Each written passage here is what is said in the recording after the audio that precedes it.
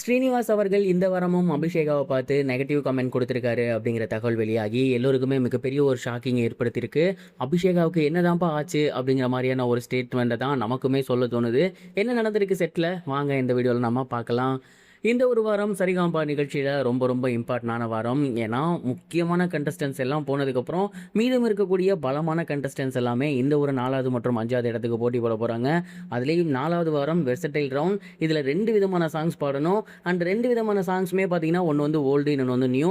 So new singing வந்து பார்த்தீங்கன்னா நிறைய பேத்துக்கு வரும், சில பேத்துக்கு ஓல்டு சிங்கிங் வரும். அது ரெண்டையும் சேர்த்து பாடுறது அப்படிங்கிறப்ப கண்டிப்பாக ஒரு சிலருக்கு கஷ்டம். அண்ட் அப்படி ஒரு சிலரில் முக்கியமான நபர் தான் அபிஷேகா. அபிஷேகாவை பொறுத்த வரைக்கும் இந்த கிராமப்புற பாடல்கள், பழைய பாடல்கள், இந்த மாதிரியான சாங்ஸ்லாம் வந்து ரொம்ப ரொம்ப சூப்பராக பாடிடுவாங்க. அதில் எந்த ஒரு சந்தேகமே கிடையாது. ஆனால் மாடர்ன் சாங்ஸ் அப்படின்னு வரும்போது அவங்க அதில் கொஞ்சம் தடுமாறதை நம்மளால் பார்க்க முடியுது. அண்ட் அந்த மாதிரியான ஒரு ரவுண்டில் அவங்க வந்து நல்லா பண்ணுவாங்களான்னு நம்ம எதிர்பார்த்துருந்தோம். பட் அவங்க சொதப்பிருக்காங்க அப்படிங்கிறது சமீபத்தில் தெரிய வந்திருக்கு. குறிப்பாக அவங்க பாடி முடிச்சதுக்கப்புறம் ஸ்ரீனிவாஸ் அவர்கள் ரொம்பவே நெகட்டிவான ஒரு கமெண்ட்டை தான் கொடுத்துருக்காரு. அம்மா அவர் என்ன சொல்லியிருக்காரு அப்படின்னா, அபிஷேகா உனக்கு என்ன ஆச்சு, என்ன தான் உனக்கு பிரச்சனை, ரொம்ப சூப்பராக பாடிக்கிட்டு இருந்த, எல்லா வாரமும் கோல்டன் ஷவர் வாங்கிட்டு இருந்த, அண்ட் நீ வந்து one of the finale contestant அப்படின்னு நாங்கள் எல்லாருமே பேசியிருக்கோம். அண்ட் மைண்டில் வந்து ஃபிக்ஸ் பண்ணிட்டோம். பட் ரீசெண்ட் டேஸாக உன்னோட பர்ஃபார்மன்ஸ் அப்படிங்கிறது டே பை டே குறைஞ்சிக்கிட்டே வருது. அதற்கு என்ன காரணம்னு தெரியல. உனக்கு பர்சனலாக ஏதாவது ப்ராப்ளமா, இல்லை வேறு ஏதாவது பிரச்சனையா, இல்லை இந்த டிக்கெட் டு ஃபினாலே நினச்சி நீ பயப்படுறியா, அதாவது அந்த நெர்வஸோட வந்து பாடுறியா அப்படிங்கிறது தெரியல. ஆனால் முன்ன இருந்த அபிஷேகாவை சுத்தமாக காணோம் அப்படின்னு தான் சொல்லணும். அந்த ஒரு அபிஷேகா பட்டையை கிளப்புற அபிஷேகா.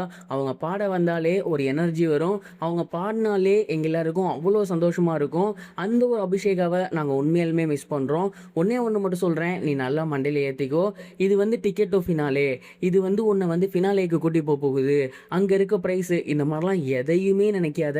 நீ முதல்ல வந்து எப்படி ஒரு பர்ஃபார்மன்ஸ் கொடுத்து எங்கள் எல்லாரையுமே வந்து ஒரு எக்ஸைட்மெண்ட் ஆழ்த்தினியோ, அதே மாதிரியான ஒரு பர்ஃபார்மன்ஸை தான் நான் உங்ககிட்டேருந்து எதிர்பார்க்குறேன். எப்போ பாட வந்தாலும் அதை முதல் மேடைன்னு நினச்சி பாடு. இந்த டிக்கெட் டு ஃபினாலே நம்ம செலக்ட் ஆகாமா மாட்டோமா, ஒருவேளை செலக்ட் ஆகலைன்னா கூட இருக்கவங்களாம் என்ன சொல்லுவாங்க, அந்த மாதிரி எந்த ஒரு விஷயத்தையும் மண்டையில் ஏற்றிக்காத. நீ பாட வந்திருக்க, அதை நல்லா பண்ணு அப்படிங்கிறத மட்டும் எப்பயுமே மனசில் வச்சுக்கங்கிற மாதிரி மிகப்பெரிய ஒரு அட்வைஸை கொடுத்துருந்துருக்காரு. ஸோ இந்த அளவுக்கு ஒரு அட்வைஸ் கொடுத்துருக்காருன்னா அபிஷேகா எந்த அளவுக்கான ஒரு பர்ஃபார்மன்ஸை கொடுத்துருக்காங்க அப்படிங்கிறத நம்மளால் உணர முடியுது. ரொம்பவே நர்வஸில் இருக்காங்க அப்படிங்கிறதையும் புரிஞ்சுக்க முடியுது. அண்ட் காமனாக அந்த குழந்தைகளுக்கு இந்த வயசில் இருக்கக்கூடிய ஒரு விஷயம் தான், அபிஷேகா சார் சொன்னது போல் எல்லாத்தையும் மறந்து ஒரு பாடல் அதை சூப்பராக பாடணும் அப்படின்னு மட்டும் வந்து பாடினாங்கன்னா கண்டிப்பாக அவங்க one of the finale contestant அப்படிங்கிறதுல எந்த ஒரு சந்தேகமே கிடையாது. ஸோ அடுத்து வரப்போகிற அந்த ஒரு வாரத்தை அபிஷேகா பேக் பர்ஃபார்மன்ஸாக ஒன்று கொடுத்து அந்த ஒட்டுமொத்த அரங்கத்தையே அதிர வைக்கணும் அப்படிங்கிறது தான் அஸ் அ ஃபேனாக என்னோட ஆசை. நீங்கள் இதை பற்றி என்ன நினைக்கிறீங்க? கமெண்ட் பாக்ஸில் ஷேர் பண்ணுங்கள். இது வரைக்கும் கனெக்டிங் டிவிக்கு சப்ஸ்கிரைப் பண்ணனா மறக்காமல் சப்ஸ்கிரைப் பண்ணிக்கங்க. உடனடி அப்டேட்ஸ் பெறுவதற்கு நோட்டிஃபிகேஷன் பெல்லையும் கிளிக் பண்ணிக்கங்க.